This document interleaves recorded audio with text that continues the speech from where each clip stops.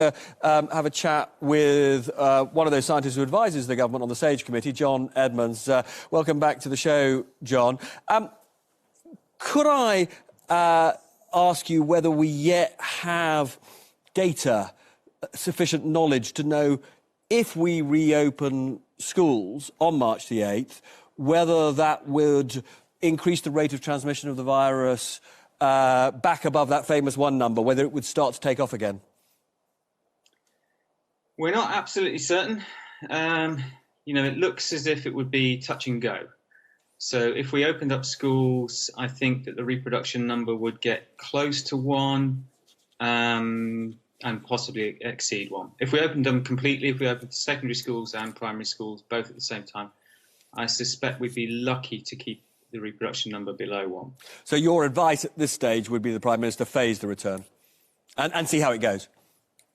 I think we have to do everything very gradually and see how it goes, because we're just learning this with this new variant. We don't know that much about its transmissibility, so we're going to have to feel our way a little bit.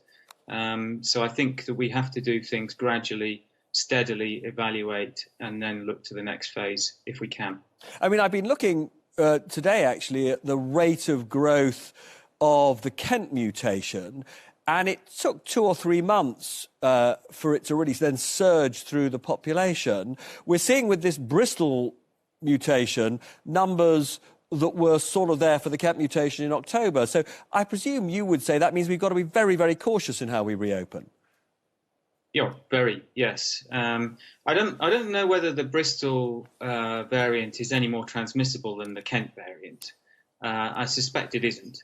Where it has an advantage, potentially at least, is that it may be able to reinfect people who have been previously infected or have been previously vaccinated. That's the real worry with that particular virus.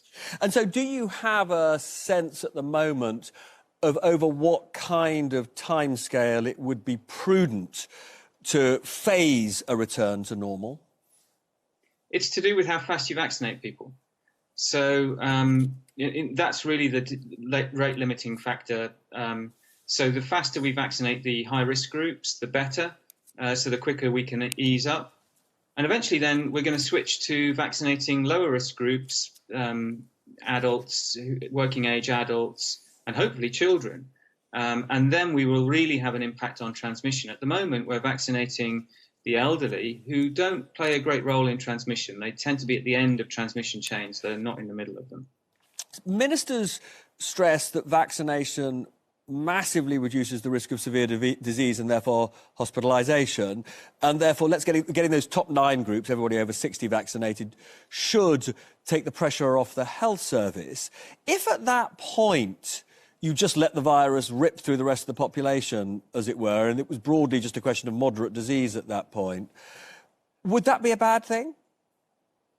It would be very dangerous. Vaccines don't offer 100% protection.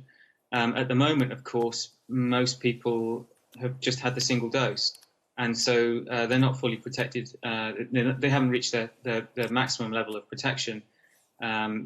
So I think easing up now would be really dangerous. But if we got to that stage of, as I say, the top 9 groups all having had, let's say, a first dose or maybe first and second dose, at that point, how dangerous, as I say, would it be at that point to allow essentially a return to normal that would undoubtedly see the virus spreading among younger people? Well, I still think you would then start to get a lot of cases in vaccine failures. So if a vaccine is 90% protective, let's say, and that would be very good. And we vaccinate 90% of people, and that would be very good. Then of the high-risk people. Then that actually leaves, if you multiply 0.9 by 0.9, you get 0.81. So you've actually protected 81% of the population, leaving almost 20% who are not protected. And so you would have still, under those very optimistic scenario situation, you would still have roughly 20% of the highest risk group unprotected. And so if you let it rip, they would get infected very rapidly and soon be filling up your hospitals and, unfortunately, your morgues. And just to be clear, the vaccine experts tell us that these new vaccine technologies means that it's roughly 3 or 4 months from identifying a mutated strain to producing a vaccine that can go into our arms, or a booster that can go in our arms. How much damage can a variant do, a mutation do, over 4 months? Depends how fast it spreads. So it depends on how fast, what its selective advantage is. My hunch is that with these E484 variants, like the South African strain, the Manaus strain from Brazil, and potentially this Bristol strain, that their selective advantage is that they can affect people who've got some level of immunity from vaccine or not. So to some extent, it depends on how fast you vaccinate. The quicker you vaccinate, and especially if you, the quicker you vaccinate, then the more people you've got there that could be potentially infected. And so what you have to do, you do still have to vaccinate them very fast, but at the same time, you want to be bringing incidence down as rapidly as possible, because you don't want these new variants to emerge. You want to reduce the chances of them emerging, because if you've got high prevalence, then of course you've got a much greater chance of new variants emerging.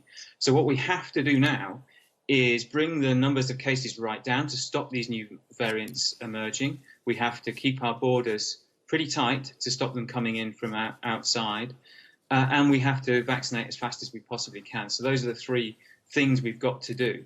And that, unfortunately, means not easing up, because I think if we ease up, we run the risk of having quite a high fraction of the population who've perhaps partially immune because they haven't received a full course of vaccine, and then a high prevalence of disease, which means a high likelihood of an escape mutant becoming established.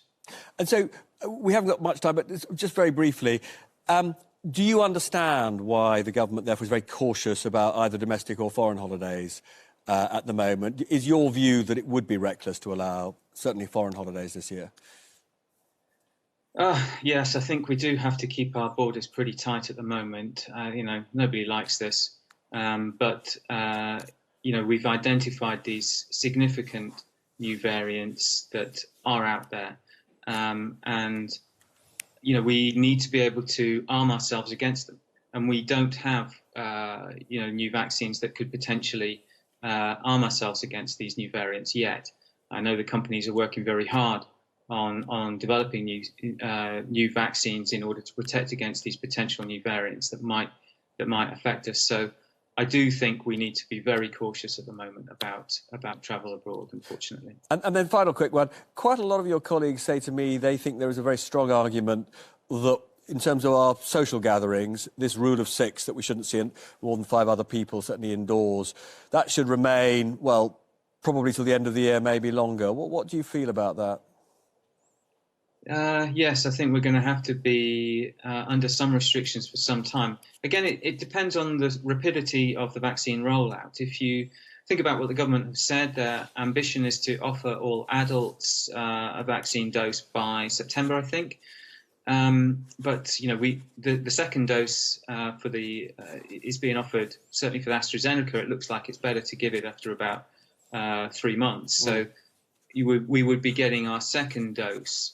Adults would be getting our second dose, in the late autumn, or the autumn, let's say. So I think we've got a long way to go in order to protect our entire population. And that's not including vaccinating children as well, of course. So I think that we will have to be under some sort of restrictions for some time, unfortunately. Yeah. John, listen, as always, it's a great pleasure to see you, even if you were slightly depressed me, but as I say, always very enlightening. Thanks again, and come back soon.